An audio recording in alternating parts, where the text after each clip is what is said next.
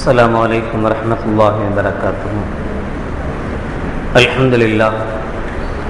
الحمد لله نحمده ونستعينه ونستغفره ونعوذ بالله من شرور أنفسنا ومن سيئات أعمالنا. من يهده الله فلا مضل له ومن يضلله فلا هادي له. ونشهد أن لا إله إلا الله وحده لا شريك له ونشهد أن محمدا عبده ورسوله. اللهم صل على سيدنا ومولانا محمد طب القلوب ودوائها وعافية الأبدان وشفائها ونور الأبصار وضيائها وعلى آله وصحبه وسلم. أما بعد فقد قال الله تعالى في القرآن العظيم والفرقان المجيد: أعوذ بالله من الشيطان الرجيم. بسم الله الرحمن الرحيم. ألف لام ميم غلبت الروم في أدنى الأرض وهم من بعد غلبهم سيغلبون. صدق الله مولانا العظيم. سبحانك لا علم لنا إلا ما علمتنا إنك أنت العليم الحكيم. رب اشرح لي صدري ويسر لي أمري واحلل عقدة من لساني يفقهوا قولي. புகழ் அனைத்தும் அல்லாஹ் ஒருவனுக்கே உரித்தாகட்டுமாக. ஸலாத் என்னும் கருணையும் சலாம் என்னும் ஈடேற்றமும் ஈருலக சர்தார் எம்பெருமானார் ரசூலை கரீம் ஸல்லல்லாஹு அலைஹி வஸல்லம் அவர்கள் மீதும் அவர்களுடைய அடிச்சுவடுகளை கடுகளவும் பிசகாது வாழ்ந்து வந்த உத்தம சத்திய சஹாபாக்கள், தாபிஈன்கள், தபா தாபிஈன்கள், நபிமார்கள், வலிமார்கள், ஷஹீதுகள் மற்றும் நம் அனைவர்கள் மீதும் ஏனைய இஸ்லாமியர்கள் மீதும் என்றென்றும் நிலவட்டுமாக. ஆமீன். பெருமைக்கும் பெரும் மதிப்பிற்கும் உரிய பெரியோர்களே, அல்லாஹ் நல்லடியார்களே, அல்லாஹ் ஜல்ல ஷானஹு வ தஆலாவின் மாபெரும் கிருபையினால் புனித ரமலான் மாதத்தை அடைந்து 14ஆம் நாள் தராவீகை முடித்தமர்ந்திருக்கிறோம். அல்ஹம்துலில்லாஹ். இன்று கொடுக்கப்பட்டிருக்கிற தலைப்பு குர்ஆன் கூறும் முன்னறிவிப்புகள். குர்ஆன் கண்மணி நாயகம் ஸல்லல்லாஹு அலைஹி வஸல்லம் அவர்களுக்கு கொடுக்கப்பட்ட மிகப்பெரிய முஅ்ஜிஸா. அல் குர்ஆன் முஅ்ஜிஸத்துல் குப்ரா அல் பாக்கியத்து பைனல் ஹல்க். எல்லா நபிமார்களுக்கும் அல்லாஹ் ஜல்ல ஷானஹு வ தஆலா எத்தனையோ வகையான முஅ்ஜிஸாத்துகளை, அற்புதங்களை வழங்கியிருந்தான். ஆனால் அந்த அற்புதங்கள் எல்லாம் அவரவர்களுடைய காலத்தோடு அழிந்து போனது. சாலிஹ் அலைஹிஸ்ஸலாத்து வஸ்ஸலாம் அவர்களுக்கு ஒட்டகத்தை கொடுத்தான். அவருடைய கூட்டத்தவர்கள் கேட்டார்கள், இந்த பாறை பிளக்க வேண்டும், அந்த பாறையிலிருந்து சினையுள்ள கர்ப்பமுள்ள ஒரு ஒட்டகை வர வேண்டும், அந்த ஒட்டகை வந்தவுடன் குட்டி போட வேண்டும் என்றெல்லாம் நிபந்தனைகளிட்டு கேட்டார்கள். சாலிஹ் அலைஹிஸ்ஸலாத்து வஸ்ஸலாம் அவர்களும் அல்லாஹ்வுடைய உதவியோடு அந்த அற்புதத்தை செய்தும் காட்டினார்கள். அது அன்றோடு மறைந்து போனது, அவ்வளவுதான். மூசா அலைஹிஸ்ஸலாத்து வஸ்ஸலாம் அவர்களுடைய எவ்வளவோ நிகழ்வுகளை அல்லாஹ் குர்ஆனில் சொல்லி காட்டுகிறான். அந்த முஅ்ஜிஸாக்கள் எல்லாம் அப்போது அந்தந்த சமயங்களோடு அழிந்து போன விஷயங்கள். ஆனால் குர்ஆன் இருக்கிறதே, கண்மணி நாயகம் ஸல்லல்லாஹு அலைஹி வஸல்லம் அவர்கள் கொடுக்கப்பட்ட குர்ஆன், இது மறுமை நாள் வரைக்கும் எல்லோரிடத்திலேயும் இருக்கக்கூடிய மிகப்பெரிய முஅ்ஜிஸா. இந்த முஅ்ஜிஸாவுக்கு உலக அழிவு நாள் வரைக்கும் அழிவில்லை. உலக அழிவு நாளின் போதுதான் குர்ஆனும் அழியுமே தவிர அது வரைக்கும் இந்த குர்ஆனுக்கு அழிவில்லை. அவ்வளவு ஒரு உயர்தரமான குர்ஆனை அல்லாஹ் ஜல்ல ஷானஹு வ தஆலா கண்மணி நாயகம் ஸல்லல்லாஹு அலைஹி வஸல்லம் அவர்களுக்கு கொடுத்தார். அதனால்தான் மிக தைரியமாக இந்த குர்ஆன் மற்றவர்களை பார்த்து சவால் விட்டது. உங்களுக்கு யாருக்கேனும் திராணி இருக்குமேயானால், தைரியம் இருக்குமேயானால், இது போன்ற ஒரு ஆயத்தையாவது நீங்கள் கொண்டு வாருங்கள் என்று அல்லாஹ் ஜல்ல ஷானஹு வ தஆலா சவால் விட்டார். அந்த சவாலை ஏற்றுக்கொள்வதற்கு இதுவரைக்கும் உலகத்தில் யாரும் ஜெயித்ததில்லை. முன்வந்திருக்கிறார்கள், அந்த சவாலை ஏற்றுக்கொள்ள முன்வந்திருக்கிறார்கள், சவாலை ஏற்றிருக்கிறார்கள், ஆனால் ஜெயித்ததில்லை, வெற்றி பெற்றதில்லை. கண்மணி நாயகம் ஸல்லல்லாஹு அலைஹி வஸல்லம் காலத்திலேயும் கூட காபாவிலே சில மிக உயர்ந்த கவிஞர்களுடைய கவிதைகள் காபாவிலே மாற்றப்பட்டிருக்கும். நல்ல அழகா கவிதை எழுதுனா அவங்களுக்கு கொடுக்கக்கூடிய மிகப்பெரிய சிறப்பு என்னன்னா, அந்த கவிதையை காபாவில் தொங்க விடுறது. காபாவில் தொங்க விட்டுட்டா ஆஸ்கார் விருது கிடைச்ச மாதிரி மிகப்பெரிய விருது. அதை விட ஒரு விருது கிடையவே கிடையாது. மிக உயர்தரமான கவிஞர்களுடைய கவிதைகள் தான் காபாவிலே தொங்கவிடப்படும். அந்த அப்படி தொங்கவிடப்படக்கூடிய கவிதைகள் மொத்தம் 7 சபஅ முஅல்லகாத் என்று சொல்வார்கள். 7 கவிதைகள் மிக உயர்தரமான கவிதைகள். இன்னும் சொல்வதானால் அரபியினுடைய இலக்கண இலக்கியங்கள் கூட அந்த கவிதையை வைத்துத்தான் முடிவு செய்யப்படுகிறது. பொதுவாக இலக்கணத்தை வச்சுதானே கவிதையை முடிவு செய்வோம். கவிதையினுடைய வரிகள் சரியா தவறா அப்படிங்கறது இலக்கணத்தை வச்சுதானே. அரபியினுடைய இலக்கணமே இந்த 7 கவிதைகளை வைத்துத்தான் முடிவு செய்யப்படுகிறது. மாற்றங்கள் இருந்தால் கவிதையை ஆதாரமாக பார்க்கிறது. இந்த கவிதையில இந்த கவிஞன் இப்படி சொல்லி இருக்கிறான், அப்படியானால் சட்டம் இப்படி கூடும் என்று முடிவெடுத்து விடுவோம். இந்த அளவுக்கு உயர்தரமான அந்தஸ்தை பெற்றிருந்தார்கள் அந்த 7 கவிஞர்கள். அந்த 7 கவிஞர்களிலேயும் மிக முதன்மையான கவிஞர், ஃபர்ஸ்ட் பிரைஸ் வாங்கிய கவிஞர் யார் என்று கேட்டால் லபீத் என்று சொல்லக்கூடிய ஒரு கவிஞர். மிகப்பெரிய கவிஞர், உன்னதமான கவிஞர். அந்த காலத்தில் அவருக்கு ஈடாக ஒரு கவிஞன் இல்லை. இந்த காலத்து வைரமுத்துவோ அல்லது அந்த காலத்து கவிஞர் கண்ணதாசனோ இவரிடத்திலே பிச்சை வாங்கினா கூட எழுத முடியாது. அந்த அளவுக்கு இவருடைய ஒவ்வொரு வரிகளும் ரொம்ப நூதனமான வரிகள், வித்தியாசமான வரிகள். கண்மணி நாயகம் ஸல்லல்லாஹு அலைஹி வஸல்லம் அவர்கள் கூட இந்த லபீத் என்கிற கவிஞனை முன்னரே பாராட்டி இருந்தார்கள். அஸ்தகு கலிமத்தின் காலக ஷாயிர் கலிமத்து லபீத். பொதுவாகவே கவிதைக்கு பொய்யழகுன்னு சொல்லுவாங்க. கவிதைக்கு பொய்யழகு. கவிதை அப்படின்னு சொன்னாலே அதிகமாக பொய்கள் கலந்திருக்கும். ஏதாவது கொஞ்சம் நெஞ்சம் அங்க எங்க தொட்டு வச்ச மாதிரி ஊருகா மாதிரி எங்கேயாவது உண்மைகள் இருக்கலாமே தவிர இல்லையானால் கவிதைக்கு பொய்யே அழகு. தன்னுடைய காதலியை பார்த்து ஒரு காதலன் வர்ணித்து எழுதுவார். கண்ணங்கரேன் இருப்பான், ஆனாலும் கூட சொல்லுவார், தங்கம் கூட கருப்பாகத்தானே இருக்கிறது, நீ நிலவை போன்று இருக்கிறாயோ விளைவிலே இருக்குது. கண்ணகரேன் இருப்பான், ஆனாலும் யார் என்ன என்றாலும் சொல்லி விட்டு போகட்டும், எனக்கு நீதான் நிலவு அப்படிமா. ஆக பொய்தான் கவிதை. எவ்வளவு முடியுமோ அவ்வளவு அவுத்து விடணும். அவ்வளவு அவுத்து விட்டா கவிதைக்கு உயர்வு ஜாஸ்தி, மதிப்பு ஜாஸ்தி. ஆனால் கண்மணி நாயகம் ஸல்லல்லாஹு அலைஹி வஸல்லம் சொன்னாங்க, இப்படிப்பட்ட ஒரு சூழலில் மிக அழகான உண்மைகளை மட்டும் வைத்து கவிதை எழுதக்கூடிய ஒரு கவிஞர் கவிஞர் லபீத். அந்த கவிஞன் உண்மையை மட்டுமே பேசுகிறான், பொய்யை கலப்பதில்லை, உண்மையை மட்டும் சொல்கிறான். ஆனாலும் அவன் தான் முதன்மையான கவிஞன். இந்த அளவுக்கு பாராட்டப்பட்ட அந்த கவிஞன் ஆரம்ப காலத்தில் குர்ஆன் இப்படி ஒரு சவாலை விட்டவுடன், என்னதான் இருந்தாலும் ஒரு ஈகோ பிரச்சனை தானே, இவ்வளவு பெரிய கவிஞன் போய் நீங்க குர்ஆனுக்கு எதிராக ஒரு வார்த்தை எழுதி பார்க்கலாம் அப்படின்னு சவால் விட்டு அவனுக்கு கோபம் வருமா வராதா? வந்துச்சு. அவனும் எழுத முனைந்தார்.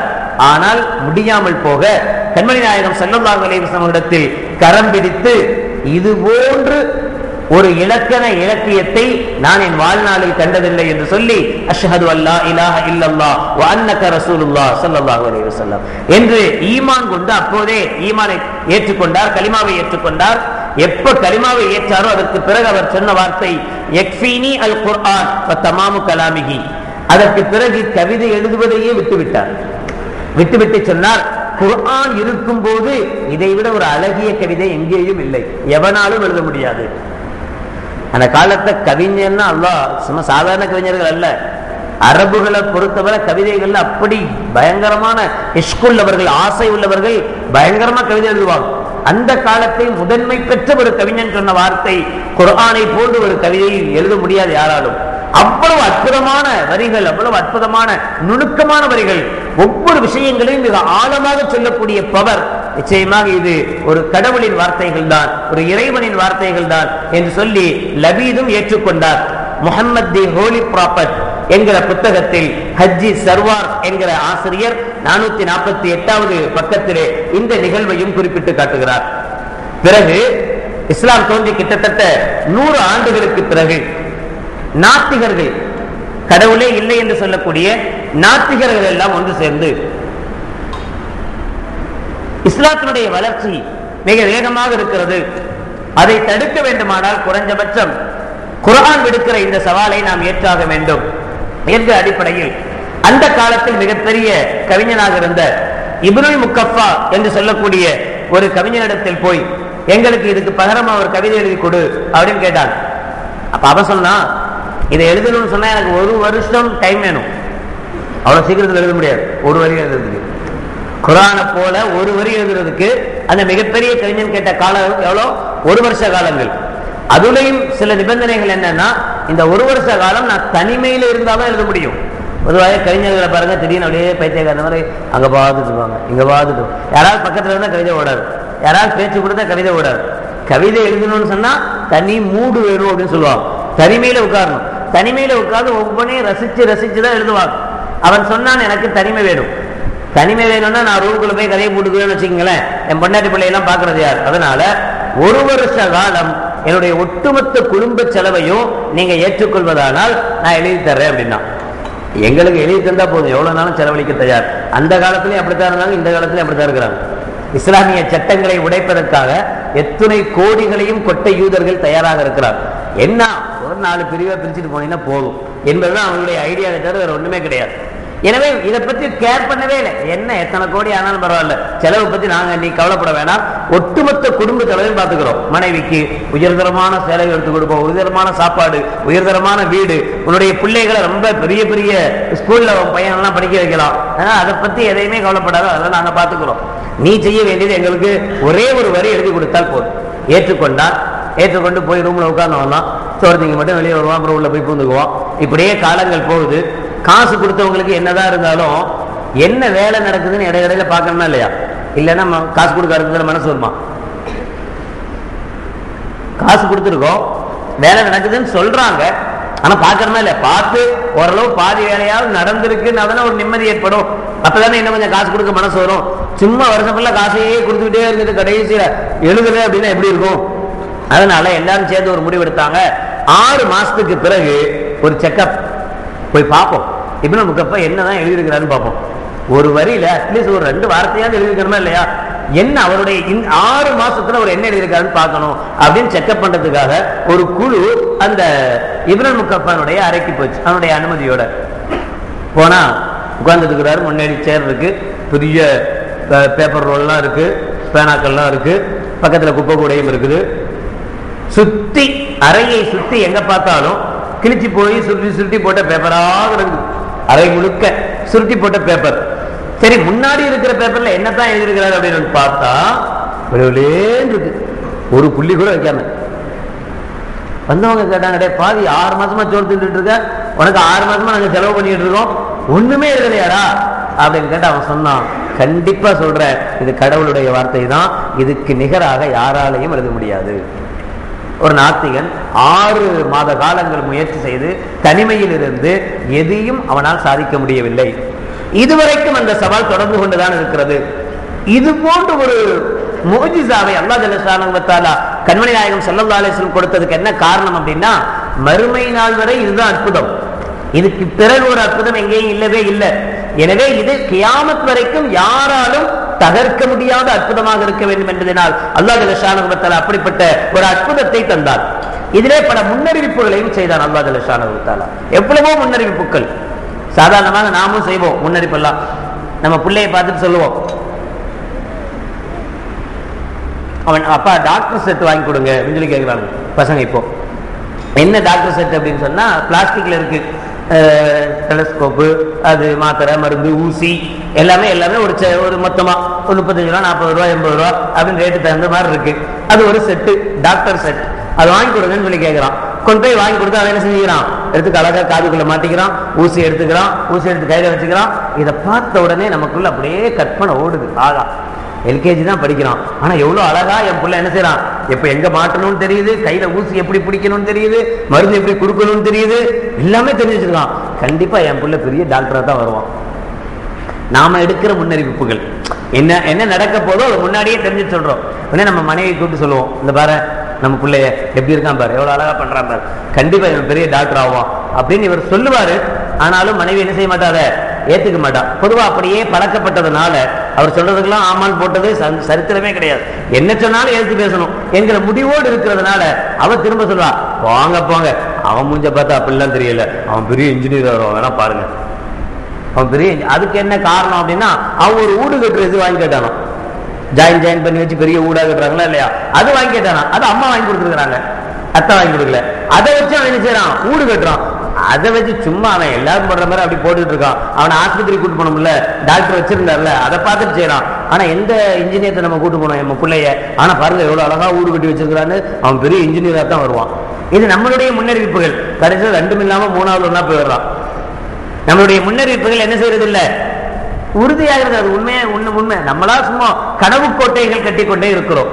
அப்படித்தான் எல்லாமே. நெப்போலியன் இன்னைக்கும் மாபெரிய வீரன் என்று போற்றப்படக்கூடியவன் தான் நெப்போலியன்.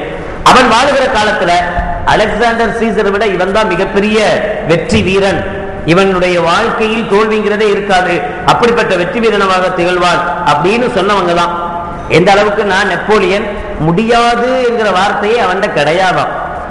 அதனால பெரிய தலக்கணம் பிடிச்சு போய் யார்கிட்டையுமே ஆலோசனை பண்ண மாட்டான், எல்லா முடிவும் தானே எடுப்பாங்க. ஆலோசனை கேட்டா யாராவது வேணாம்னு சொல்லிடுவாங்க. அதனால யாரிடத்திலையும் ஆலோசனை கேட்பாம எல்லா முடிவையும் நெப்போலியன் தானாகவே எடுப்பான். ஆனா அவனுடைய கடைசி முடிவு என்னாச்சு? வாட்டர்லூ என்கிற ஒரு சண்டை. அந்த சண்டையில தோற்று போய் அமெரிக்காவுக்கு தப்பியோடும் முயற்சியிலும் தோற்று பிரிட்டிஷ் வீரர்களால் கைது செய்யப்பட்டு செயின்ட் ஹெலினா என்கிற தீவில் தனிமை சிறையில் அடைக்கப்பட்டு அங்கேயே செத்து போனான். மிகப்பெரிய மாவீரன், இன்னைக்கும் மாவீரன் என்றே சொல்லப்படுகிற ஒருவன் நெப்போலியன், இன்றும் மாவீரன் என்று சொல்லப்படுகிற ஒருவன்.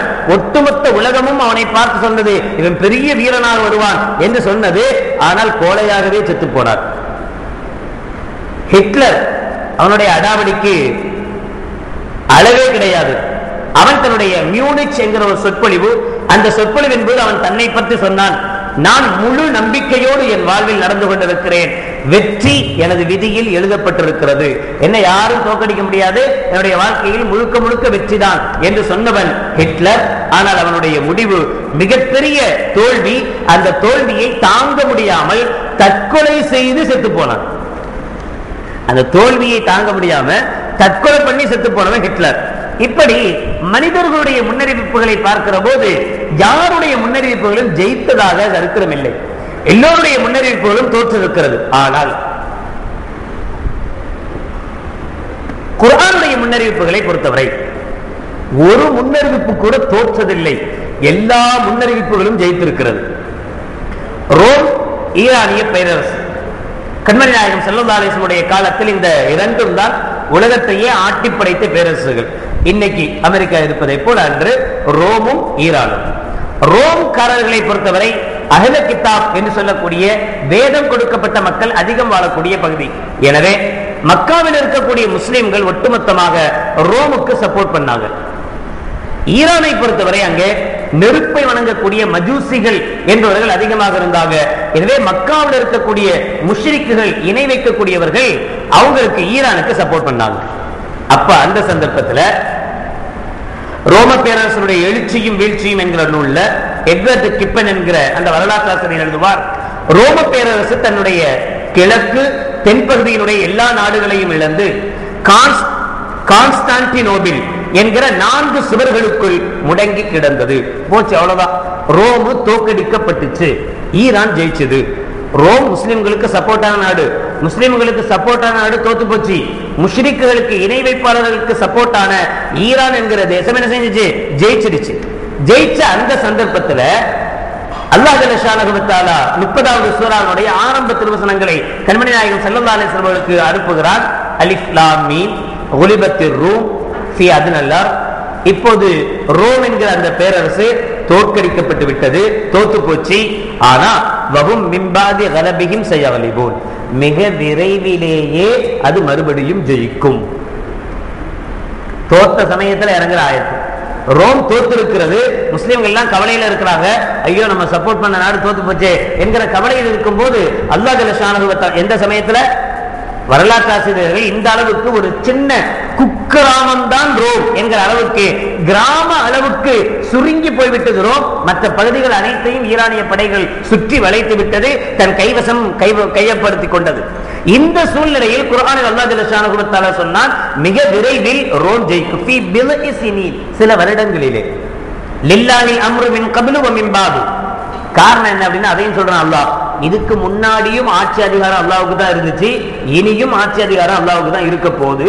வயௌமைதின் யஃப்ரஹுல் முஃமினூன், அப்படி ரோம் மறுபடியும் ஜெயிக்கிற போது முஃமின்கள் எல்லாம் சந்தோஷப்படுவார்கள்.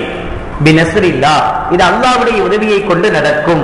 யன்சுரு மையஷா வஹுவல் அஸீஸுல் ரஹீம், அல்லாஹ் தான் நாடியவர்களுக்கு உதவி செய்வார். வாதல்லாஹ், இது அல்லாஹ்வுடைய வாக்குறுதி. லா யுக்லிஃபுல்லாஹு வாதஹு, அல்லாஹ் தன்னுடைய வாக்குறுதிக்கு மாறு செய்ய மாட்டான். வலாக்கின் அக்ஸரன் நாஸி லா யஅலமூன், என்றாலும் அதிகமான மக்கள் இதை விளங்கிக் கொள்ள மாட்டார்கள் என்கிற அளவுக்கு நீண்ட வசனங்களை அல்லாஹ் தொடர்படியாக இறக்கி எப்படி ஜெயிக்கும் என்பதற்கு காரணம்லாம் சொல்றான். அல்லாஹ்ட்ட தான் ஆட்சி இருக்கு, அவன் இது அல்லாஹ்வுடைய உதவியோடு கண்டிப்பா ரோம் மறுபடியும் ஜெயிக்கும், இது அல்லாஹ்வுடைய வாக்குறுதி, அல்லாஹ்வுடைய வாக்குறுதியை யாரும் மாற்ற முடியாது, அல்லாஹ்வுடைய வாக்குறுதியை மாத்திக்க மாட்டான், ஜெயிப்போம் கண்டிப்பா. ஆனாலும் இப்ப பாக்குறவன் என்ன சொல்லுவாங்க, ஆமா இது எங்க ஜெயிக்க போகுது அப்படின்னா கண்டிப்பா சொல்லுவாங்க என்று சொன்னான். என்ன ஆச்சு? ஈரானிய அந்த அரச குடும்பத்துல அவங்களுக்குள் ஏற்பட்ட குடும்ப சண்டையின் காரணமாக 4 வருஷங்கள்ல 9 அரசர்கள் மாறக்கூடிய நிலை ஏற்பட்டு 10 வருடங்களுக்குள் மீண்டும் ரோம் வெற்றி பெற்று தன்னுடைய கொடியை நாட்டியது வரலாறு சொல்கிற நிகழ்வு இது. அப்ப குர்ஆன் ஒரு முன்னறிவிப்பை செய்தது. அந்த முன்னறிவிப்பு கொஞ்சம் கூட தாமதமாகாமல் எப்படி அல்லாஹ் சொன்னானோ அப்படியே நபிகள் நாயகம் ஸல்லல்லாஹு அலைஹி வஸல்லம் மூலமாக அந்த காலகட்டத்தில் நபிகளாருடைய காலகட்டத்தில் அந்த ரோம் மிகப்பெரிய வெற்றியை பெற்றது என்பதை குர்ஆன் அழகாக நமக்கு சொல்லி காட்டுகிறது. இது குர்ஆன் தந்த மிகப்பெரிய ஒரு முன்னறிவிப்புகள். அதே போல ஃபத்ஹ மக்கா, கண்மணி நாயகம் ஸல்லல்லாஹு அலைஹி வஸல்லம் அவர்கள் மக்காவிலிருந்து மதீனாவுக்கு போனார்கள். மதீனாவுக்கு எப்படி போனாங்கன்ற நிகழ்வுகள் நமக்கு தெரியும். ஆனா அப்படி போகும்போது அல்லாஹ் ஜல்ல ஷானஹு வ தஆலா கண்மணி நாயகம் ஸல்லல்லாஹு அலைஹி வஸல்லம் அவர்களை பார்த்து சொன்னார், நீங்க பயப்படாதீங்க, தைரியமா போயிட்டு வாங்க, மறுபடியும் மக்கா நமக்கு தான், மறுபடியும் மக்கா நமக்கு தான் கிடைக்க போகுது. யாராச்சும் நம்புவாங்களா? கிடைக்க போகுதுடா? நம்ப முடியாத ஒரு சூழல் தான். ஆனால் அல்லாஹ் ஜல்ல ஷானஹு வ தஆலா மிகப்பெரிய உதவியை கண்மணி நாயகம் ஸல்லல்லாஹு அலைஹி வஸல்லம் அவர்களுக்கு தந்தால் சரியாக அதுவும் 10 ஆண்டுகளில் மக்கா வெற்றி கொள்ளப்பட்டது. எவ்வளவு பெரிய பொருத்தம் பாருங்க. ரோம் தோத்தப்ப அல்லாஹ் சொன்ன வார்த்தை கண்டிப்பா ரோம் மறுபடியும் ஜெயிப்போம்னு சொன்னான். 10 ஆண்டுகளில் ரோம் வெற்றி கொள்ளப்பட்டது. ஃபத்ஹ் மக்கா, மக்காவிலிருந்து ஸல்லல்லாஹு அலைஹி வஸல்லம் ஹிஜ்ரத் செய்து மதீனாவுக்கு போனார்கள். மதீனாவுக்கு போங்க, மறுபடியும் மக்கா நம் கைவசம் தான் என்று அல்லாஹ் சொன்னார். சரியாக 10 வருடத்தில் மக்காவினுடைய வெற்றியும் கண்மணி நாயகம் ஸல்லல்லாஹு அலைஹி வஸல்லம் அவர்களுக்கு கிடைத்தது. மட்டுமல்ல, ஒவ்வொரு நிகழ்வையும் அல்லாஹ் ஜல்ல ஷானஹு வ தஆலா குர்ஆன் மிக தெளிவாக உணர்த்தி காட்டுகிறது. 1984 கனடாவுடைய சிட்டிசன் என்கிற டெய்லி பத்திரிகை காலத்தை வென்று நிற்கும் 1300 ஆண்டுகளுக்கு முந்தைய புனித வேதம் என்று தலைப்பிட்டும் 10ஆம் தேதி 12வது மாசம் 1984 தேதியிட்ட டெல்லியிலிருந்து வெளியாகக்கூடிய டைம்ஸ் ஆஃப் இந்தியா என்கிற ஆங்கில நாளேட்டில் நவீன அறிவியலை குர்ஆன் முந்துகிறது என்ற தலைப்பிட்டும் கொடுக்கப்பட்டிருந்த செய்தி. பத்திரிகையில் 1984 கொடுக்கப்பட்டிருந்த செய்தி.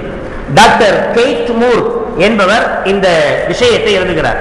இவர் யாரு அப்படின்னு சொன்னா, இந்த மூர் யார் அப்படின்னு கேட்டா, ஐக்கிய ஆலயம் யுனைடெட் சர்ச் உடைய மெம்பர், மிகப்பெரிய விஞ்ஞானி. விஞ்ஞானியோடு இவர் யாரு? யுனைடெட் சர்ச்சஸ், ஒட்டுமொத்த சர்ச்சுகளுக்கும் உலகம் முழுக்க இருக்கிற ஒட்டுமொத்த சர்ச்சினுடைய ஐக்கியம் ஒன்று கூடிய ஒரு தலைமையகம் இருக்கிறது.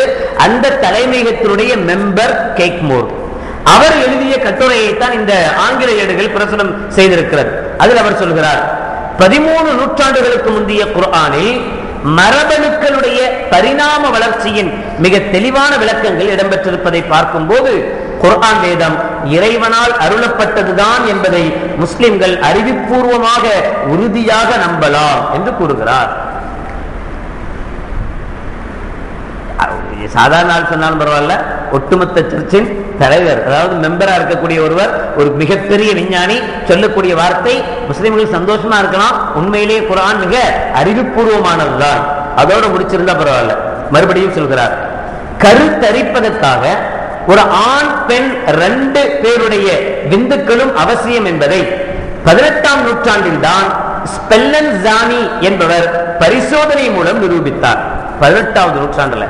ஆனால் குர்ஆன் 7வது நூற்றாண்டிலேயே 76வது சூராவினுடைய 2வது ஆயத்தில் அல்லாஹ் சொல்கிறார், இன்னா கலக்னல் இன்சான மின் நுத்ஃபத்தின் அம்ஷாஜின். ஆணுடைய விந்தாலும் பெண்ணுடைய விந்தாலும் கலந்த நிலையில் மனிதனை நாம் படைத்தோம். 7ஆம் நூற்றாண்டிலேயே குர்ஆன் சொன்ன விஷயம், முன்னறிவிப்பு செய்த விஷயம், அறிவியலே திகைத்து போகிற ஒரு விஷயம். இந்த விஷயத்தை குர்ஆன் சொல்லுகிறது, ஆண் பெண் இருவருடைய விந்தணுக்களும் ஒரு கரு உருவாவதற்கு காரணம் என்று.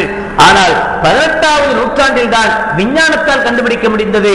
7ஆம் நூற்றாண்டிலேயே குர்ஆன் அதை பற்றிய தெளிவான விஷயங்களை சொன்னது. மறுபடியும் மூர் தொடர்கிறார். அதே போல 39வது சூராவுடைய 6வது ஆயத்தில் அல்லாஹ் சொல்கிறார், யஹ்லுகுக்கும் ஃபீ புத்தூனி உம்மஹாத்திக்கும் ஹல்கன் மின் பாதி ஹல்கின் ஃபீ ظுலுமாத்தின் ஸலாத். யஹ்லுக்குக்கும், உங்களை அந்த அல்லாஹ் படைத்தான், ஃபீ புத்தூனி உம்மஹாத்திக்கும், உங்களுடைய தாய்மார்களுடைய கருவறையிலே வயிறுகளிலே, ஹல்கன் மின் பாதி ஹல்கின், ஒரு படைப்புக்கு பிறகு ஒரு படைப்பாக, ஃபீ ظுலுமாத்தின் ஸலாத், 3 திரைகளிலே அறைகளிலே வைத்து உங்களை பாதுகாத்தான் என்று குர்ஆன் சொல்லி காட்டுகிறது. 3 திரைகளில் வைத்து உங்களை பாதுகாத்து கொஞ்சம் கொஞ்சமாக சன்னம் சன்னமாக அல்லாஹ் வளர்த்தான் என்று குர்ஆன் சொல்லுகிறது. விஞ்ஞானத்தின் அடிப்படையில் மூர் சொல்கிறார், உண்மைதான். ஒன்று, தாயினுடைய அடிவயிறு ஒரு திரை, ஒரு ரூம். தாயினுடைய அடிவயிறு ஒரு ரூம். இரண்டாவது, கருவறையை சுற்றி உள்ள ஜவ்வு, கருவறையை சுற்றி இருக்கிற ஜவ்வு. மூன்றாவது, குழந்தையை சுற்றி இருக்கிற மற்றொரு ஜவ்வு. ஆக இந்த 3 திரைகளுக்கு பின்புதான் ஒரு குழந்தை வளர்கிறது. இதை மிக நுணுக்கமாக 7வது ஆண்டிலேயே ஒருவரால் கண்டிப்பாக சொல்ல முடியாது. ஒரு சாதாரண மனிதனால் விஞ்ஞானம் வளர்ச்சியில்லாத ஒரு காலத்தில், விஞ்ஞானம் வளர்ச்சியில்லாத ஒரு நேரத்தில் இதை பற்றிய ஒரு முன்னறிவிப்பை நிச்சயமாக ஒரு மனிதனால் கொடுக்க முடியாது. எனவே இது இறைவனின் வேதம்தான் என்று ஒரு பாதிரியை போன்ற நிலையில் உள்ள கேக் மூர் என்று சொல்லக்கூடியவர் தன்னுடைய விஷயத்தில் சொல்கிறார் என்பதை ஒட்டுமொத்த தினசரிகளில் வெளியிட்ட நிகழ்வு.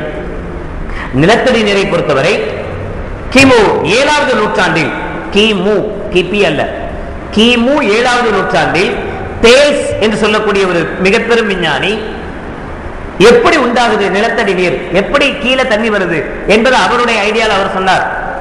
சுழலக்கூடிய காற்றினுடைய வேகம், ஸ்பீடா காத்தடிக்குது. இந்த காற்றினால கடல் நீர் நிலத்தை நோக்கி பாய்ச்சப்படுகிறது. ஸ்பீடா அடிக்கிற காத்துனால கடல்ல உள்ள தண்ணி எங்க வருதான், நிலத்துக்கு வருது.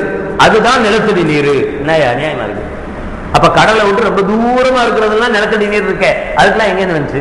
இது எதுக்கு ஒத்து வரும் அப்படின்னா, கடலுக்கு பக்கத்துல இருக்கிற நிலத்துக்கு இப்படிதான் வந்துச்சு. இந்த காத்து அடிச்சுது, காத்துல இருந்து தண்ணி இங்க வந்துச்சு, இங்க இருந்து அப்படியே உள்ள போயிடுச்சு அப்படின்னு சொன்னா நியாயம். மதுரையெல்லாம் எடுத்துக்கிட்டீங்கன்னா சுத்தி கடலே இல்லை, அப்படிதானே? கரெக்டா சொல்றேன்னா தப்பு இல்லையே? சில டைம்ல இப்படிதான் புதுசா சொல்லும் போது தப்பாவே சொல்லிடுவேன். மதுரை சுத்தி என்ன இல்ல, கடலே இல்ல. மதுரையில தோண்டினாலும் தண்ணி வருது, நிலத்தடி நீர் இருக்குது. எங்க இருந்துச்சு? காத்து அடிச்சு மெரினாவில இருந்து தண்ணி மதுரைக்கு பாஸ் ஆச்சா? இது கிமு 7வது ஆண்டில் சொன்னதை பிளாட்டோவும் ஆதரித்தார். பெரிய விஞ்ஞானி என்று சொல்லக்கூடிய பிளாட்டோவும் ஆதரித்தார். 17வது நூற்றாண்டு வரை விஞ்ஞானம் இதே முடிவில் தான் இருந்தது. இவர் சொல்றதுதான் சரி என்று நினைத்திருந்தார்கள். பிறகு மண்ணில் உள்ள நீராவி குளிர்ந்த மலை பொந்துகளில் நீர்த்தேக்கங்களாக மாறி, பிறகு இந்த நீர்த்தேக்கங்கள் தான் நீரூற்றுகளுக்கு, கீழே இருக்கக்கூடிய ஊற்றுகளுக்கு நீரை தருகின்றன அப்படின்னு ஒரு கற்பனை செய்து சொன்னவர் அரிஸ்டாட்டில். இப்படி சொன்னார். 1580 கிபி 1580 பெர்னார்ட் பாலிசி என்பவர் தான் நிலத்தடி நீர் மழையால் பெறப்படுகிறது, மழையின் மூலமாக தான் நிலத்தடி நீர் கிடைக்குது என்பதை சொன்னார். ஆனால் மாரியா பி பெரால்ட் என்கிற இந்த இரு அறிஞர்களும் 17வது நூற்றாண்டில் தான் இந்த கருத்தை ஆய்வு செய்து ஊர்ஜிதம் செய்தார்கள். இது சரிதான்.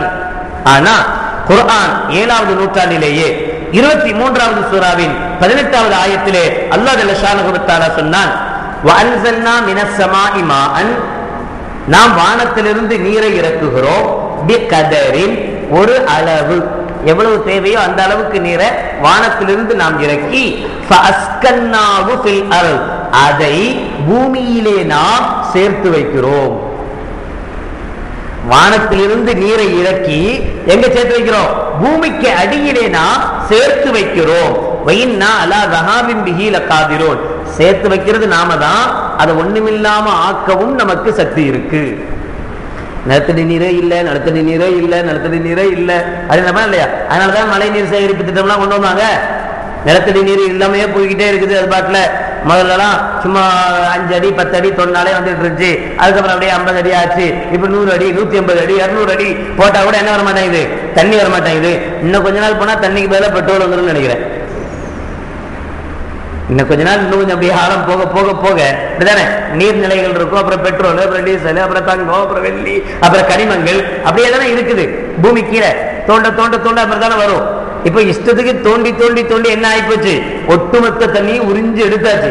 இனி தண்ணியே இல்லை நிலைமை வந்த பின்னாடி அப்புறம் காஞ்ச மண்ணு வரும், அப்புறம் கல்லு வரும், அப்புறம் பெட்ரோல் வரும், இப்படியே கொஞ்சம் கொஞ்சமா போயிடும் போல. அல்லாஹ் சொல்கிறான், நாம் தான் மழையை கொடுத்து அந்த மழை தண்ணீரை நிலத்தடி நீராக சேர்த்து வைக்கிறோம். நாம் நினைத்தால் அதை ஒன்றுமில்லாமல் ஆக்குவதற்கும் சக்தி படைத்தவர்கள். என்ன மழைநீர் சேகரிப்பு திட்டம் வந்தாலும் அல்லாஹ் நினைச்சா செய்ய முடியாது, ஒண்ணுமே செய்ய முடியாது என்பதையும் அல்லாஹ் ஜல்ல ஷானஹு வ தஆலா அங்கே சொல்லி காட்டினார். மிகப்பெரிய ஒரு முன்னறிவிப்பு இப்படித்தான் வருகிறது என்கிற முன்னறிவிப்பை 7வது நூற்றாண்டிலேயே குர்ஆன் மிக தெளிவாக சொன்னது. கண்மணி நாயகம் ஸல்லல்லாஹு அலைஹி வஸல்லம் அவர்கள் சொன்னார்கள். எனவே குர்ஆனுடைய எந்த முன்னறிவிப்புகளும் எந்த காலத்திலேயும் யாராலும் தோற்கடிக்கப்படல. இதுதான் உண்மை. ஃபிரௌன் சம்பந்தமாக கிறிஸ்தவர்களுடைய விவிலிய வேதம், அந்த வேதம் சொல்கிறது, எக்ஸோடஸ் என்கிற அந்த வேத புத்தகத்தினுடைய 14வது அத்தியாயத்தினுடைய 28, 29 திருவசனங்கள். அந்த திருவசனங்கள் சொல்லக்கூடிய விஷயம், தண்ணீர் திரும்பி வந்து ரதங்களையும் குதிரைக்காரரையும் அவர்களுக்கு பிறகு சமுத்திரத்திற்குள் பிரவேசித்த ஃபிரௌனிய ராணுவம் அனைத்தையும் மூடி போட்டது. பொதுவாக இந்த கிறிஸ்தவர்களுடைய தமிழ்லாம் வித்தியாசமா தான் இருக்கும், அந்த காலத்து தமிழ் மாதிரி தான் இருக்கும், கொஞ்சம் கஷ்டப்பட்டு தான் புரியணும்.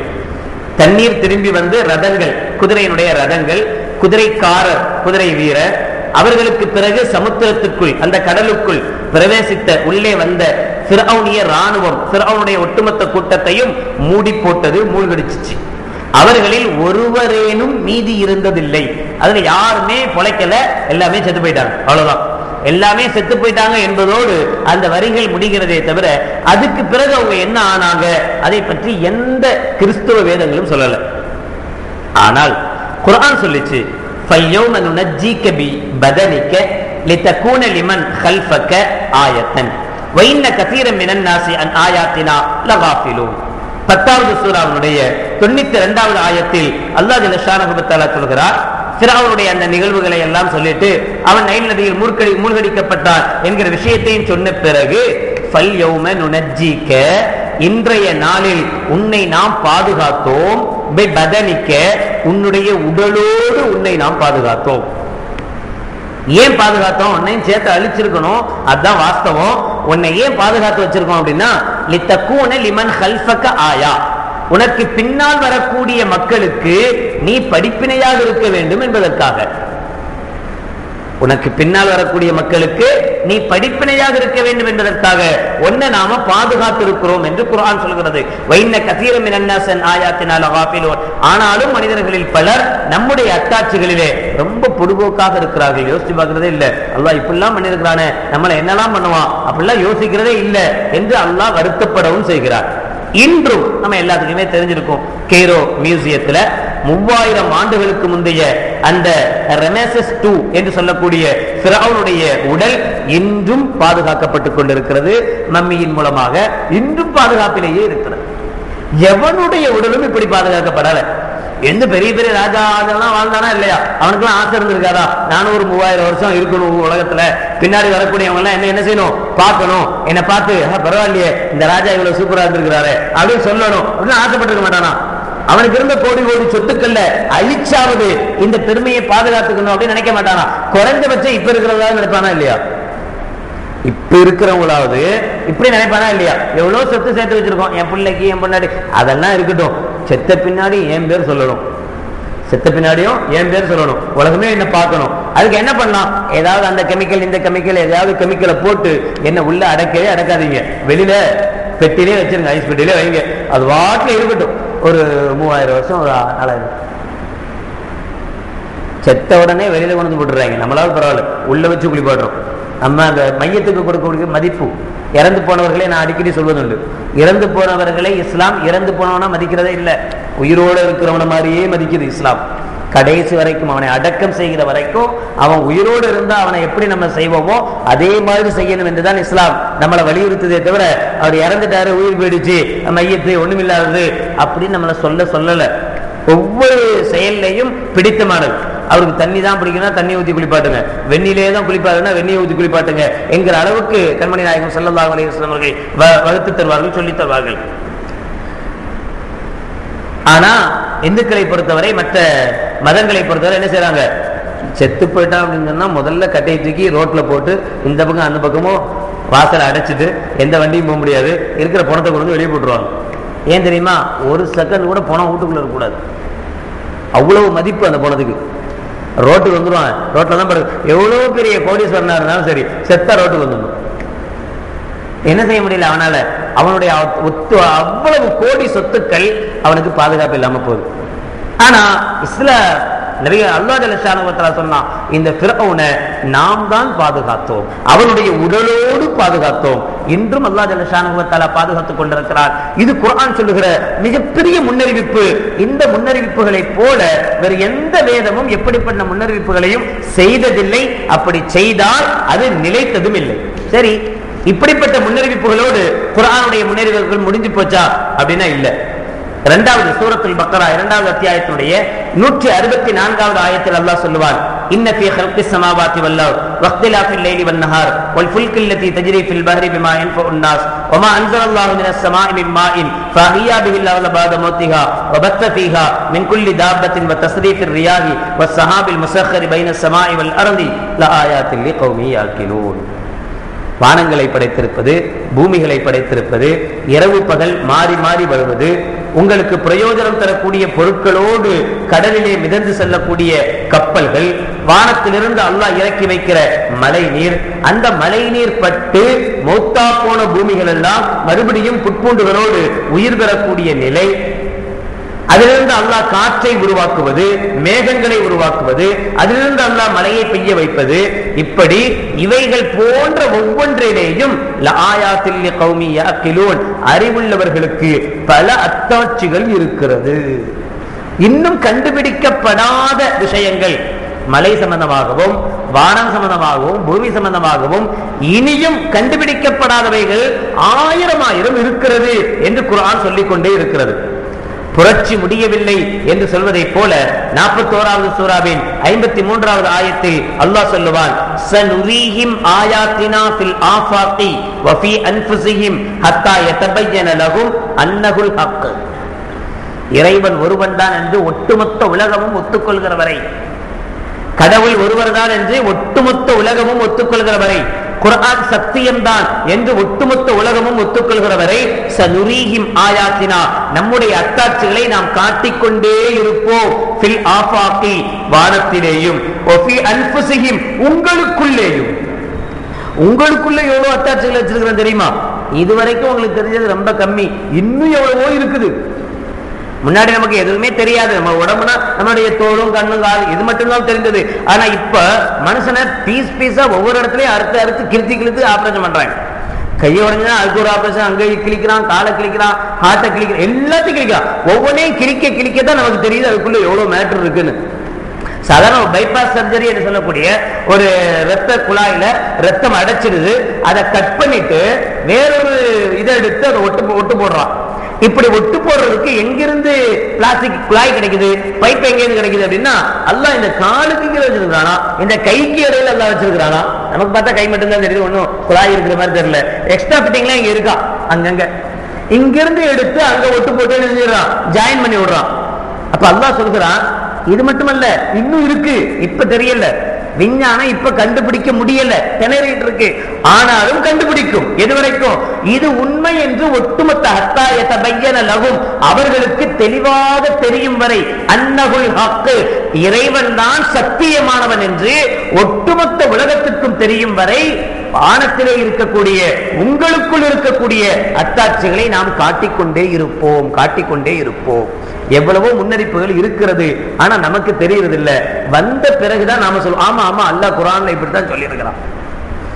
அது வரைக்கும் நம்ம ஏன் கண்டுபிடிக்க முடியலன்னா அந்த அளவுக்கு அறிவு நமக்கு இல்ல, அதனால கண்டுபிடிக்க முடியும். குர்ஆன்ல இருக்கு, எவ்வளவு விஷயங்கள் இருக்கு. அல்லாஹ் சொல்லக்கூடிய ஒவ்வொரு விஷயங்களையும் நாம் தோண்டி துருவி பார்க்கிற போது இதுவரைக்கும் நமக்கு என்ன தெரியுமோ அது வரைக்கும் தான் மண்டை வேலை செய்யுது. அதை மீறி வேலை செய்யறது இல்லையே.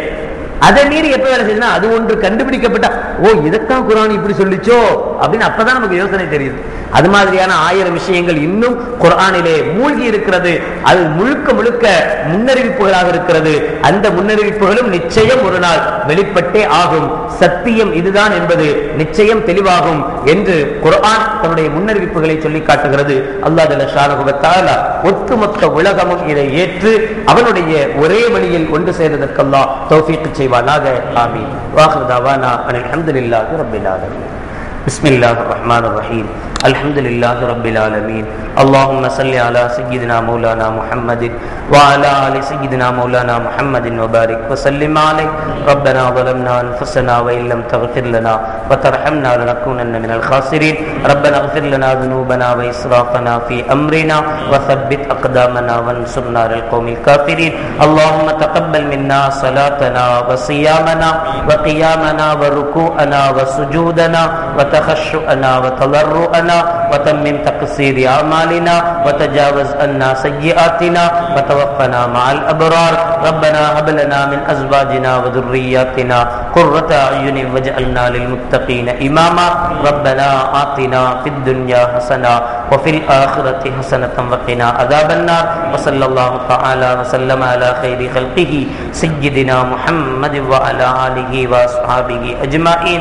سبحان ربك رب العزة عما يصفون وسلام على المرسلين والحمد لله رب العالمين. سبحان الله وبحمده سبحانك اللهم وبحمدك أشهد أن لا إله إلا أنت أستغفرك وأتوب إليك. سبحان ربك رب العزة عما يصفون وسلام على المرسلين والحمد لله رب العالمين. صلى الله على محمد صلى الله عليه وسلم. صلى الله على محمد صلى الله عليه وسلم. صلى الله على محمد يا رب صل عليه وسلم.